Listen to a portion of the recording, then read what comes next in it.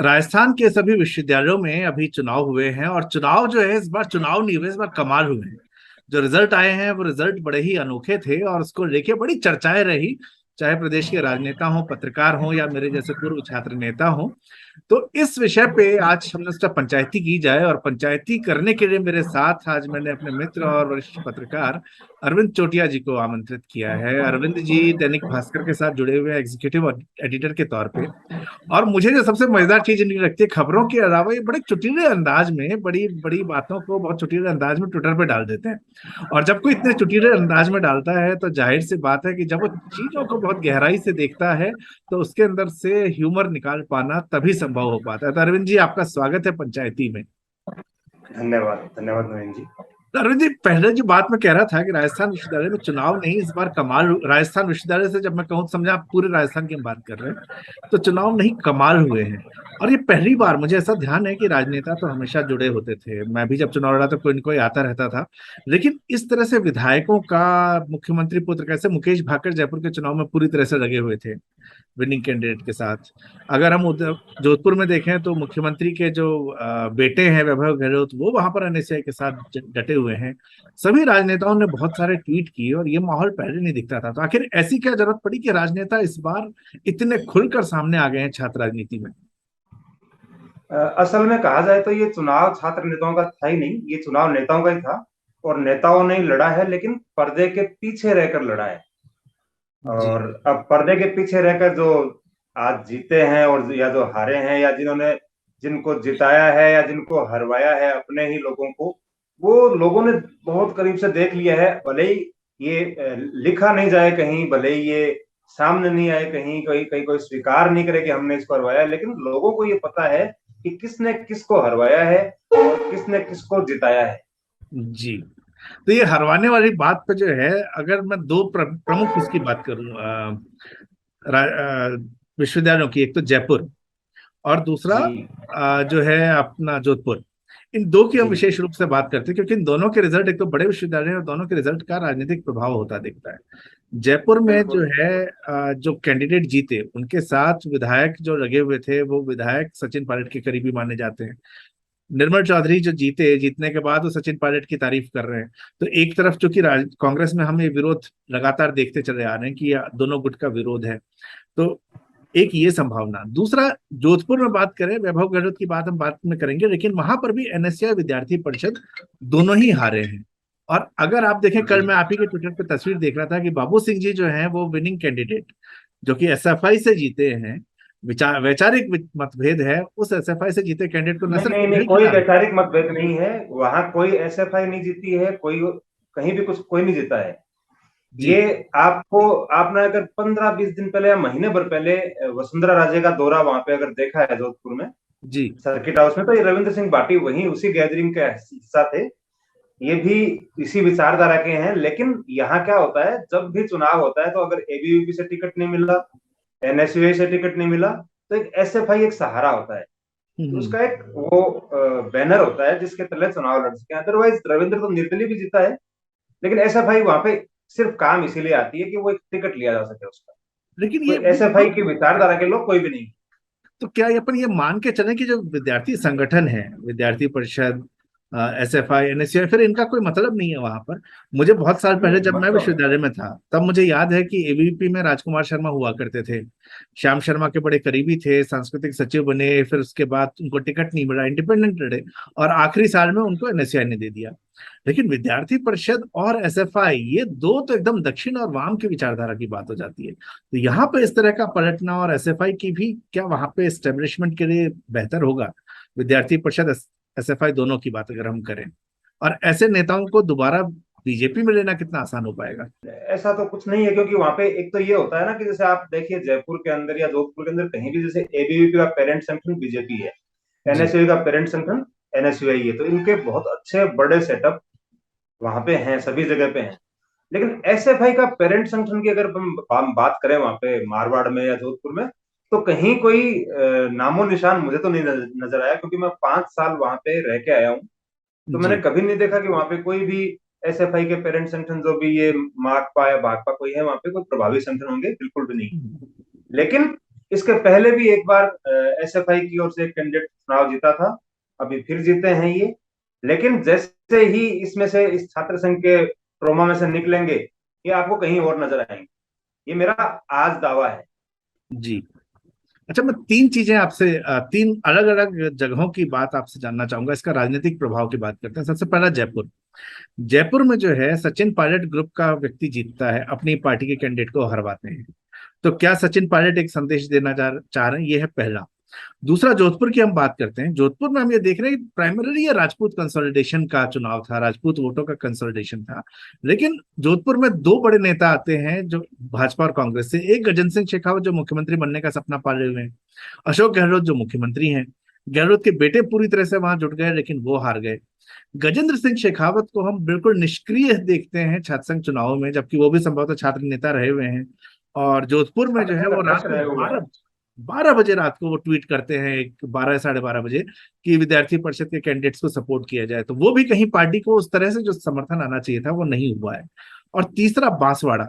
बांसवाड़ा को मैं इससे अलग तरीके से देख रहा हूँ। बांसवाड़ा में एक तो बीटीपी का प्रभाव है, और वहां पर कॉलेज विश्वविद्यालय भले ही विद्यार्थी परिषद जीत गई हो, लेकिन कॉलेजेस के अंदर भीड़ विद्यार्थी मोर्चा जो भी है, जो उनका है, उसका प्रभाव नजर आया है बहुत ज्यादा। तो मैं इन तीनों चीजों को, तीनों जगहों के लिए मैं आपके विचार जानना चाह रहा हूँ। तीनों को देखते हुए आप राजनीतिक परिदृश्य में क्या चेंजेस देख रहे हैं? देखिए, हम सबसे पहले जयपुर की बात करें जी। तो ये जो निर्मल चौधरी जीते हैं, एनएसयूआई के आदमी थे, एनएसयूआई के अच्छे कार्यकर्ता थे। इनको टिकट नहीं मिला। इन्होंने टिकट मांगा, कई बार मांगा, तगड़ी दावेदारी की, दावेदार थे भी, इनको टिकट मिलना चाहिए था, लेकिन संगठन ने टिकट नहीं दिया। अब साहब ये बागी हो जाते हैं। बागी होने के बाद में इनके पीछे बैक सपोर्ट तो है मुकेश भाकर का, क्योंकि ये 3 अगस्त को ये एक फोटो डालते हैं ट्विटर के ऊपर कि साहब आज बड़े भाई मुकेश भाकर जी के आशीर्वाद से फॉर्च्यूनर गाड़ी खरीदी गई है। तो हम्म। तैयारी तो वहां से हो रही है, सब कुछ वहां से हो रहा है। आदमी तो ऐसे ही के हैं, टिकट मिल भी मांग भी रहे हैं, लेकिन टिकट नहीं मिलता है। उसके बाद में एक बहुत बड़ी घटना होती है यूनिवर्सिटी में, लाठीचार्ज की।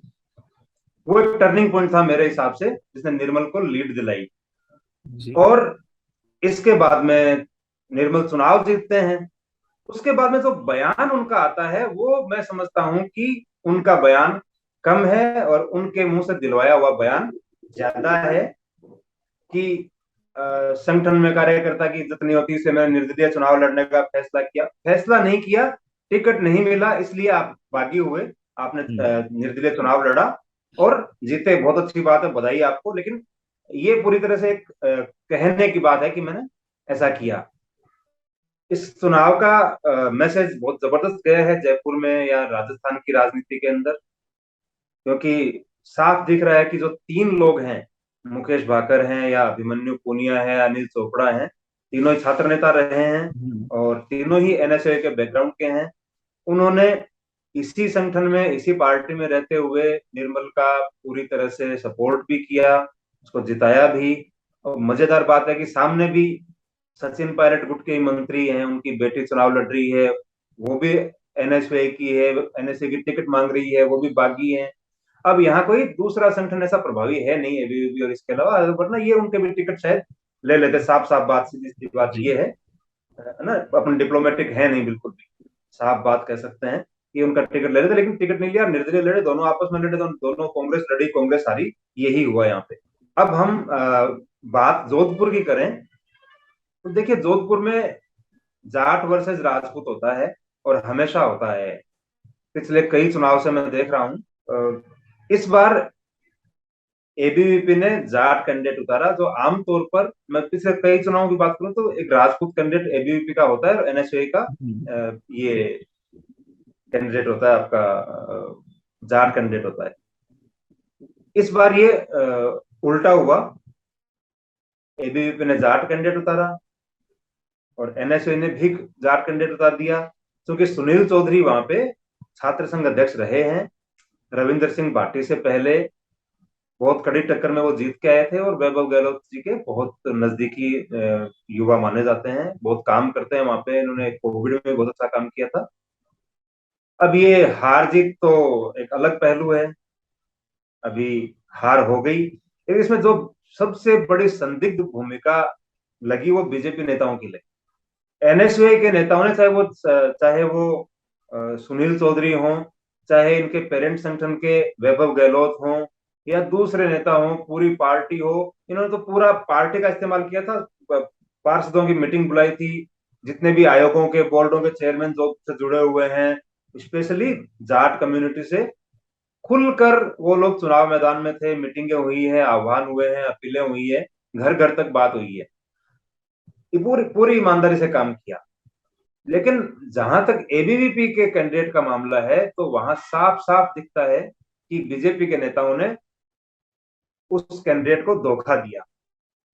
मैंने देखा हुआ है, यही जितने भी बीजेपी के नेता हैं, जो छात्र नेता रहे हैं या युवा नेता रहे हैं, जो आज अच्छे पदों पर हैं, एबीवीपी के लिए उन लोगों ने कल तक बहुत ज्यादा काम किया है।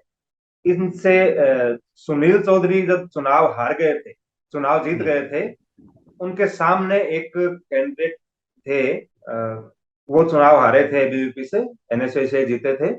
लेकिन उस चुनाव में कुछ कंट्रोवर्सी थी, वोटों की गिनती को लेकर झगड़ा था।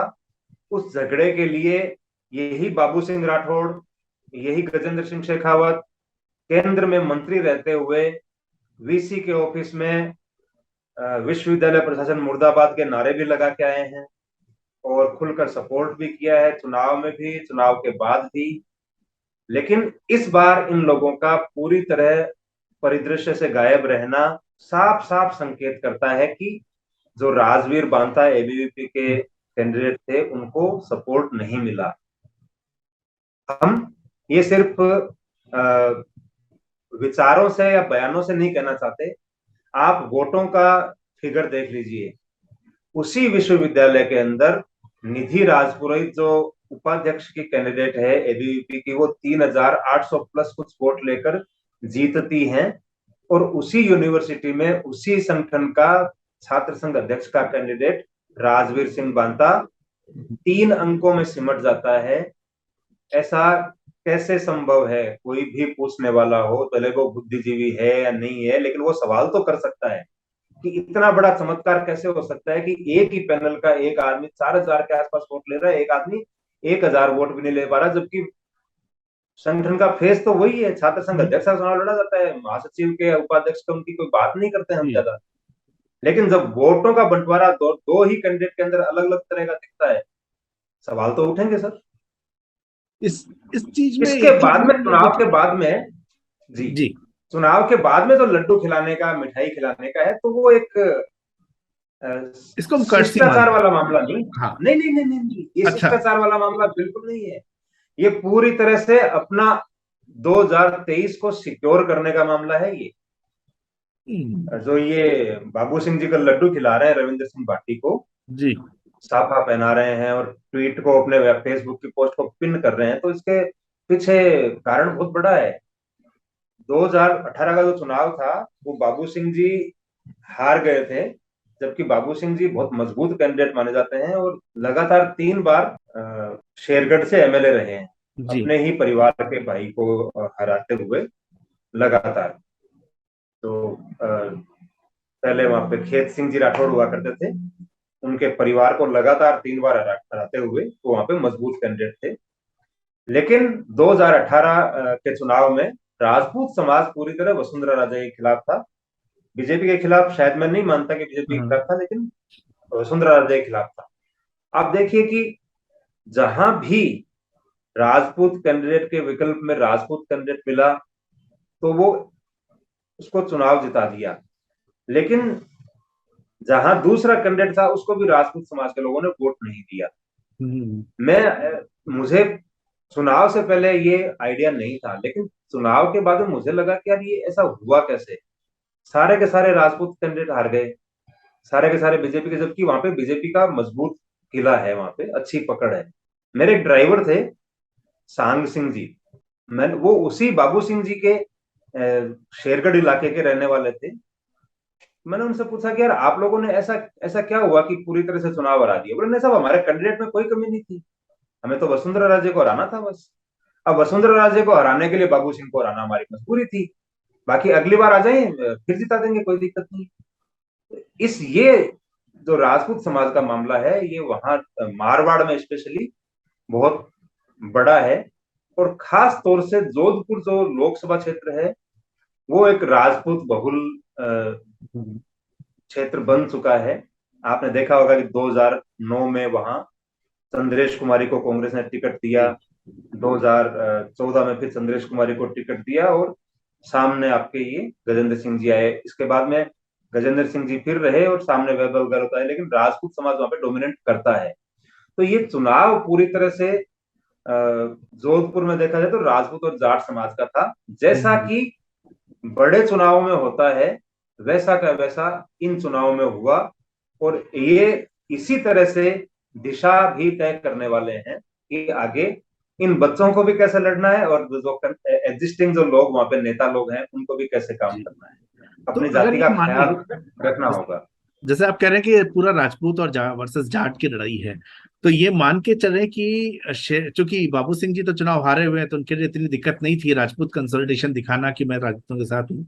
गजेंद्र सिंह शेखावत जिन्होंने आखिरी मौके पे ट्वीट किया, वो शायद उनकी मजबूरी यही थी कि अगर वो विद्यार्थी परिषद को कैंडिडेट को सपोर्ट करते तो वो अपनी जाति के अंदर नेगेटिव नजर आते, लेकिन उस चीज को उनको बचाने के लिए था कि अपनी पार्टी का एक टिक मार्क भी लगाना है।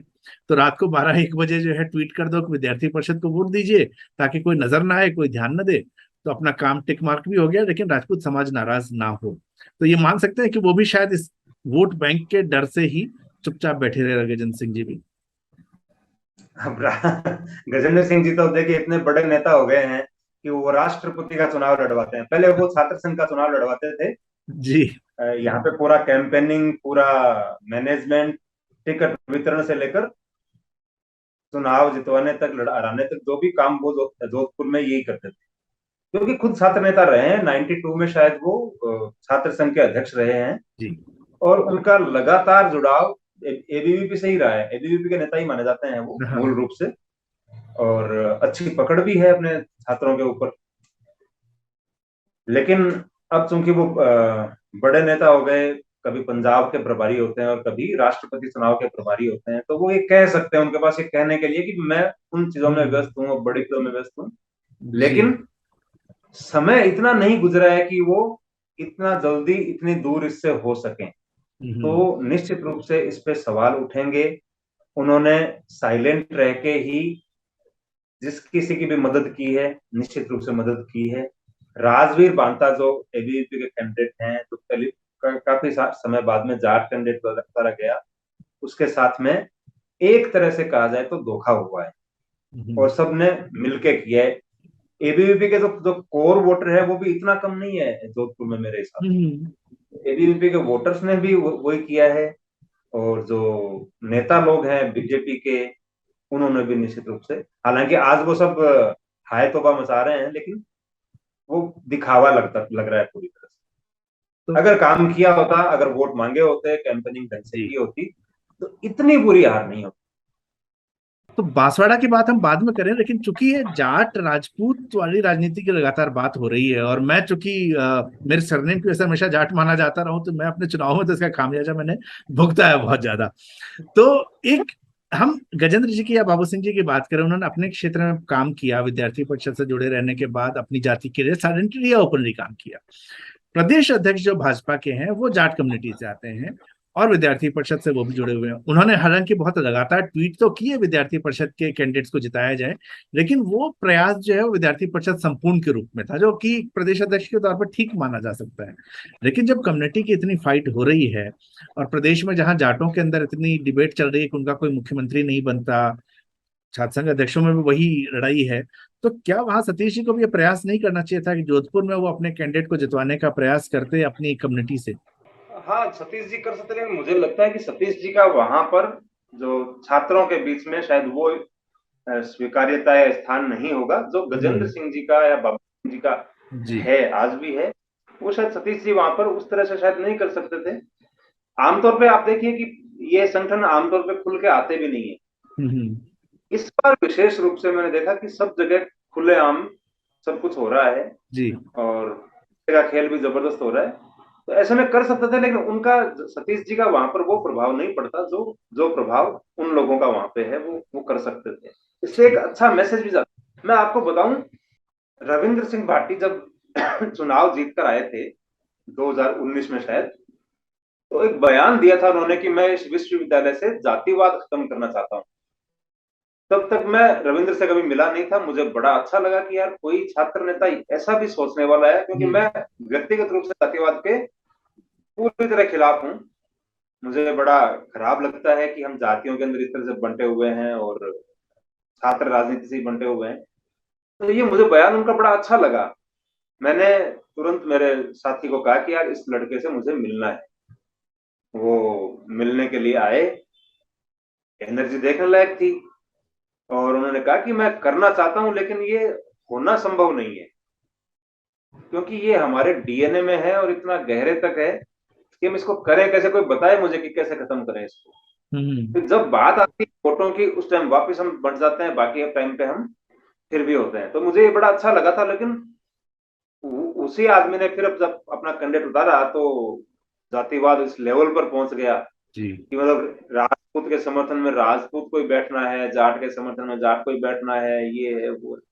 भगवान मालिक साहब, जिस तो तरह की जातिवाद चरम पर आया, मैंने तो हालांकि देखा हुआ पहले भी है, बाकी चुनाव में भी देखा, लेकिन छात्रों के बीच में हम ये मानते हैं कि यार ये जो स्कूल कॉलेज के बच्चे हैं इनकी सोच थोड़ी अलग तरह की होती होगी। हम्म। बिल्कुल भी नहीं है साहब, बिल्कुल सही। नहीं, मुझे मुझे ध्यान है जब वो 90 के उत्तरार्ध में जब मैं था, तो उस समय महेंद्र चौधरी जीते, हनुमान बेनीवाल जीते, और बीच में विद्यार्थी परिषद से श्याम शर्मा आ गए थे। तो ये हुआ कि या तो ब्राह्मण जीत रहा था या जाट जीत रहा था, और उस समय राजपूत छात्रों के अंदर बहुत ज्यादा ये खलबली थी कि राजपूत कोई नहीं जीत रहा है। तो रणवीर सिंह बूढ़ा जो है उस समय, जब मैं शुरुआती दौर में, मुझे याद है रणवीर सिंह बूढ़ा पहली बार अग्रवाल कॉलेज से होकर जब आए थे यूनिवर्सिटी में, तो एकदम वो पठानी सा कुर्ता पहन के और एक पुरानी सी बुलेट पे आया करते थे। एकदम वो आपसे मिलने के लिए कमर तक झुक जाते थे कि भाई मैं रणवीर बूढ़ा, मैं अग्रवाल कॉलेज का प्रेसिडेंट था और अब आपके यूनिवर्सिटी में चुनाव लड़ूंगा। लेकिन एक डेढ़ साल में उनके साथ भी यही हुआ कि राजपूत कम्युनिटी ने जिस तरीके से उनको सपोर्ट करना शुरू किया, वो रणवीर बूढ़ा उसका जीप पे आ गए, हेयर स्टाइल चेंज हो गई, कपड़ों का स्टाइल चेंज हो गया। और उस समय भी पूरी वोटिंग का जो पैटर्न था वो घूम फिर के कहीं ना कहीं यही था कि जाट इतने जीते हैं तो राजपूत जीतना चाहिए। और संभवतः ये भी होता है कि ब्राह्मण बनिया कम्युनिटी जो है राजपूतों के साथ ज्यादा कंफर्टेबल फील करते हैं। तो उस किडनैपिंग जैसे कांड के बाद भी रणवीर बूढ़ा को सपोर्ट मिला था। ये तो कास्ट वाला एक एंगल है। तो रणवीर बूढ़ा उस समय राजपूतों के नेता बड़े होते नजर आते थे, हुए नहीं। लेकिन क्या रविंद्र सिंह भाटी आपको राजपूतों के बड़े नेता भविष्य में होते दिखते हैं? बल्कि कल मुझे एक मेरे मित्र ने बड़ा इंटरेस्टिंग शब्द उनके लिए इस्तेमाल किया, किंग किलर। कि जोधपुर में अशोक गहलोत को 2 बार टक्कर दे दी बंदे ने, विद्यार्थी परिषद को भी झटका दे दिया और इधर अशोक गहलोत के बाद उनके बेटे लगे हुए थे। तो क्या रविंद्र भाटी आपको किंग किलर के रूप में आने वाले समय में दिखते हैं कि ये जोधपुर की पूरी पॉलिटिक्स को चेंज कर देंगे, या राजपूतों की पॉलिटिक्स को चेंज करके आगे बढ़ेंगे? नहीं, इस आदमी में पोटेंशियल है, जबरदस्त पोटेंशियल है, बहुत मेहनती है, और जमीन से पूरी तरह जुड़ा हुआ है, लोगों से कनेक्ट बहुत अच्छा है, कम्युनिकेशन स्किल बहुत अच्छी है। सारी चीजें इनके पक्ष में जाती हैं कि ये कहीं ना कहीं अपना मुकाम बनाएंगे और बहुत अच्छा मुकाम बनाएंगे। लेकिन एक चीज मैं मेरा व्यक्तिगत रूप से मानना है कि नेता अगर कोई होता है ना, अगर कोई बड़ी लकीर खींचने वाला होता है, तो वो किसी जाति का नहीं हो सकता। हम्म। किसी जाति के बलबूते पर कोई नेता आज तक बड़ा बन नहीं पाया है। बड़ा सिर्फ वही बनता है जो इस जातिवाद पांति के चक्कर से बाहर निकले। बिल्कुल। आप देख लीजिए, अशोक गहलोत जी एक माली जाति से हैं और सबको धूम मचाई, सब जगह धूम मचाई हुई है इन्होंने। नरेंद्र मोदी हैं तो वो भी किसी ऐसी जाति से इसी जिसको वो से आते हैं। जानता नहीं है, जाती है, लेकिन धूम मचाई हुई है। बाकी जो लोग हैं वो अपने कम्युनिटी तक सिमट के रह जाते हैं, उनके साथ में किसी को जोड़ दो, कोई समीकरण बना लो, लेकिन वो उतना वो बोर चीज नहीं कर सकते, और कम से कम राजस्थान में तो नहीं कर सकते। इसलिए इनको जातियों के, सभी जातियों के साथ में 36 कौम का बोलते जो एक नारा होता है ना, वो समर्थन इनको लेना पड़ेगा, उन तक जाना पड़ेगा, एक ठप्पा हटाना पड़ेगा कि ये किसी का विरोधी है। अगर कोई किसी का विरोधी होता है तो फिर बड़ा मुश्किल काम हो जाता है, कम से कम बड़ा नेता तो नहीं बन सकता। जी।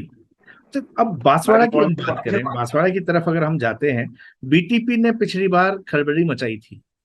विधायक जीते जी। उनके, और उसके बाद से कॉलेजेस के अंदर उन्होंने बहुत, जिस तरह से विद्यार्थी परिषद काम करता है, आरएसएस का जो वर्किंग स्टाइल है, मैंने देखा कि बीटीपी भी काफी हद तक उसी वर्किंग स्टाइल में काम कर रही है। कॉलेजेस के अंदर उन्होंने भीड़ विद्यार्थी मोर्चा या परिषद जो नाम दिया है, वो उन्होंने भीड़ प्रदेश विद्यार्थी परिषद या विद्यार्थी मोर्चा, कुछ ऐसा नाम उन्होंने दिया हुआ है। उसके भीड़ साथ प्रदेश उन्होंने जो विद्यार्थी। है, जी, तो उसके साथ उन्होंने कॉलेजेस में एंट्री की। तो इस बार गोविंद गुरु विश्वविद्यालय भरी विद्यार्थी परिषद जीती हो, लेकिन कॉलेजेस में इनका बीटीपी के विद्यार्थी संगठन का प्रभाव बढ़ा है। तो हम क्या ये मान के बिल्कुल चले, कुछ दिनों पहले सतीश जी ने एक यात्रा भी की थी जब द्रौपदी मुर्मू जी बनी थी उस एरिया में, और वो मैसेजिंग देने की कोशिश की थी कि जो है हिंदुओं के साथ जोड़े इन सबको। लेकिन इसके बावजूद जो है जिस तरीके से इनका प्रभाव बढ़ता दिख रहा है, तो क्या बीजेपी और कांग्रेस दोनों के लिए खतरा है अभी भी? ये बीटीपी से निपट पाएंगे उस क्षेत्र में? निश्चित रूप से खतरा है वहां पर। और इसीलिए आप देखिए कि राहुल गांधी से लेके और ये सतीश जी पूनिया तक, ये सारे वहां वहीं वहीं बार बार में जाके सभाएं कर रहे हैं, रैलियां कर रहे हैं, नए नए तरह के इनोवेशन एक्टिविटीज कर रहे हैं। तो वहां खतरा तो है, लेकिन खतरा इनकी जो इंटेलिजेंस रिपोर्ट है ना, इनको निश्चित रूप से वहां पे हिंट मिला है कि वहां पे खतरा है। लेकिन खतरा इस लेवल पे हो सकता है कि वो 10 कॉलेज जीत जाए उस इलाके की, इतना बड़ा खतरा है कि इन लोगों ने भी उम्मीद नहीं की होगी कि हम्म। वहां इतना बड़ा प्रभाव 2 विधायकों का होगा। तो मैं समझता हूं कि इस राजस्थान के इस बॉर्डर में और बॉर्डर के उस पार गुजरात, दोनों तरफ ही कुछ ना कुछ पकड़ा है जहां पे ये आम आदमी पार्टी और ये भी डोरे डाल रहे हैं यहाँ पे। तो यहाँ है कुछ पोटेंशियल तो है इनके लिए, लेकिन बीजेपी और कांग्रेस दोनों के लिए ये खतरा है, अच्छा अब, क्योंकि इतनी बड़ी सफलता नहीं मिलती अगर नहीं होता तो कुछ। अच्छा अब हम अगर बात करें दोनों संगठनों की, और विद्यार्थी परिषद हालांकि कई विश्वविद्यालयों में जीती है, लेकिन जयपुर जोधपुर जैसा हमने कहा कि जो दो बड़े विश्वविद्यालय हैं, एनएसयूआई तो सभी जगह साफ हो गई। तो संगठन के तौर पे एनएसयूआई, दूसरा विद्यार्थी परिषद एक कैडर बेस्ड ऑर्गेनाइजेशन है। मैं पिछले जयपुर में ज्यादा मैंने हमेशा देखा उसको, बाकी छोटे शहरों के विश्वविद्यालय में अक्सर वो जीती है, लेकिन जयपुर में पहले जिस हिसाब से होता था, एक बार निर्दलीय एक बार विद्यार्थी परिषद, एक बार निर्दलीय एक बार विद्यार्थी परिषद, वो पैटर्न खत्म होता जा रहा है। और ऐसा अब होने लगा है कि विद्यार्थी परिषद का कैंडिडेट दूसरे नंबर पे नहीं आता, बल्कि अब तो तीसरे भी नहीं, आपके माने कि वो जो है चौथे नंबर पे आ रहा है, जमानत जब्त हो रही है। तो विद्यार्थी परिषद और एनएसयूआई के दोनों संगठनात्मक तौर पे खत्म हो रहे हैं। नहीं, ऐसा नहीं है। आप जो बात कर रहे हैं वो एक इतिहास है, और बहुत अच्छा इतिहास है। चाहे वो एनएसयूआई के हों, चाहे वो एबीवीपी के हों, चाहे वो निर्दलीय हों, यहाँ दूसरे दूसरे लोग खूब जीते हैं। मतलब डाइवर्सिफाइड रहा है राजस्थान विश्वविद्यालय में। मुझे बड़ा गर्व है इस बात का कि इसी यूनिवर्सिटी से राजपूत, जाट, ब्राह्मण, बणिये, सब मीणा, सभी तरह के कम्युनिटी के छात्र संघ अध्यक्ष रहे हैं, और दोनों ही पार्टियों से और निर्दलीय सब तरह के रहे हैं। तो मेरा ये सोच था कि ये यूनिवर्सिटी जातिवाद से मुक्त है, लेकिन ऐसा है नहीं। पहले क्या था, ये सारे जिले, सीकर, चूरू, झुंझुनू, इधर नागौर, उधर हनुमानगढ़, गंगानगर तक के स्टूडेंट यहाँ पे पढ़ने के लिए ज्यादा आते थे। लेकिन जैसे जैसे इधर ये भरतपुर और इधर ये पूरा ब्रज का क्षेत्र है, यहाँ से भी छात्र बहुत ज्यादा आते थे। लेकिन अभी सभी जगह अलग अलग दुकानें सॉरी, सभी जगह अलग अलग यूनिवर्सिटी है, और वो छात्र वहां पे शिफ्ट हो गए। तो अब इस यूनिवर्सिटी में बचा क्या है, जयपुर और दौसा। तो यहाँ जो कम्युनिटी डोमिनेट करती है, उसी कम्युनिटी के लोग यहाँ पे अब छात्र संघ अध्यक्ष बन रहे हैं। तो अब आप उम्मीद नहीं कर सकते कि आने वाले टाइम में और कोई यहाँ पे बन भी सकता है। वो जमाना शायद बदल गया, क्योंकि मैं जब 10 साल 15 साल पहले जब जयपुर में मैं रिपोर्टर था, तो मैं एक बार छात्र संघ कार्यालय गया था। वहां मैंने वो बोर्ड पढ़ा था उनका, छात्र संघ अध्यक्षों का। मुझे बड़ा अच्छा लगा कि इसमें सभी कम्युनिटी का, मतलब एक तरह से एक गुलदस्ता है, सभी जातियों के लोगों का जी। स्वागत है यहाँ पर। कोई भी मेहनत करके, अपनी काबिलियत दिखा के, अपनी लीडरशिप के दम पे अध्यक्ष बन सकता है। लेकिन उसमें समीकरण थे, क्योंकि जयपुर सिटी में ब्राह्मणों के बच्चे ज्यादा हैं, बनियों के भी बहुत बड़ी संख्या में, बाहर से भी ज्यादा आते हैं। राजपूतों में के भी वैसे ही आते थे, और जाट भी वैसे आते थे, और मीणा भी वैसे ही आते थे, क्योंकि पूरा बेल्ट इधर से आता था। तो सबका एक गुड मिक्स था। एक जाति दूसरी से मिली, 2 जातियां तीसरी से मिली, और अपना कैंडिडेट निकाल लिया।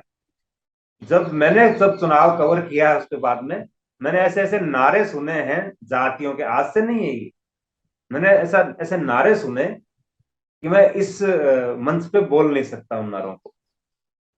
तो जातियों से जुड़े हुए थे और बहुत ही गर्व के साथ में ये नारे लगा करते थे। ये तो ये फर्क आया है कि अब वो उन जातियों का वर्चस्व घटा है, इसलिए उन जातियों के कैंडिडेट नहीं आ रहे हैं नहीं आ रहा और है। शायद अब आगे नहीं आएंगे।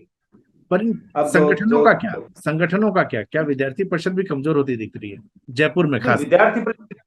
विद्यार्थी परिषद का कैडर है। ये हो सकता है कि कैंडिडेट के चयन में कोई कमी रही हो, हम्म, लेकिन कैडेट तो है आज भी। अब जाति का सपोर्ट तो रहेगा। और जहां पे इस लेवल पर चुनाव लड़े जा रहे हो, लीडरशिप जब जब पीछे से काम कर रही हो और अगर एक तरफ नहीं कर रही होगी, तो वो हो सकता है डेंट लग गया हो, लेकिन एबीवीपी का कैडर तो अभी भी है और अच्छा है। जयपुर में तो अच्छा है, जयपुर में या आपके जो दौसा इलाके हैं, आसपास के इलाके, सब जगह अच्छा कैडर। बाकी मेरे समय में एनएसयूआई मुझे कभी भी कैडर नहीं दिखता था उनका, ये होता था ऊपर से कोई आ गया। तो अभी भी क्या वही स्थिति है? क्योंकि अब मैं जयपुर में उस तरीके से नहीं रहता जैसे पहले रहा करता था, और इस बार तो पूरा साफ ही हो चुके हैं वो लोग। एनएसयूआई एकदम कांग्रेस जैसा है, जी। एबीवीपी बिल्कुल बीजेपी जैसी है। इनमें कोई फर्क नहीं है। अगर बीजेपी कैडर बेस्ड पार्टी है तो एबीवीपी भी कैडर बेस्ड छात्र संगठन है। लेकिन जैसे ही कांग्रेस भी बिना कैडर वाली पार्टी है, वैसे ही एनएसए भी बिना ऐसे। कैडर वाला छात्र संगठन है। हालांकि अभी जो छात्र इस एनएसए के अध्यक्ष हैं, अभिषेक चौधरी, तो उनके मैंने कुछ इनोवेशन देखे कि वो अलग अलग तरह के काम कर रहे हैं। कभी 1008 लड़कियों की शादियां शादियां करवा रहे हैं प्रदेश भर में अलग अलग जगह जाके, और कहीं पर वो अ, पेपर ले रहे हैं अपने स्टूडेंट्स का, जो एनएसयूए के सदस्य हैं उनका। तो ये नए इनोवेशन है, तैयार कर रहे होंगे। लेकिन जब भी आप कुछ तैयार करने की प्रक्रिया में होते हैं, वहां से आपको नुकसान में गुजरना होता है। जैसे राहुल गांधी जी ने किया कि अब मैं इसमें एनएसयूए में चुनाव करवाना चाहता हूँ, चुनावों का नुकसान हुआ, चुनावों में आपस में गुट बने, आपस में लड़ाइयां हो गई। शायद उसके बाद में, अब आप देख लीजिए, सुनकर तो अभिमन्यु पुनिया आए थे शायद जी। एनएसयूए के अध्यक्ष बन के। बिल्कुल। लेकिन फाइनली हुआ वही जो संगठन चाहता है, वही है वही जो राम रचि रखा। बिना चुने हुए अध्यक्ष ही अभी लगे हुए हैं, हालांकि वो भी अच्छा काम कर रहे होंगे। लेकिन ये फर्क है बीबीपी में और एनएसए में, रहेगा ही।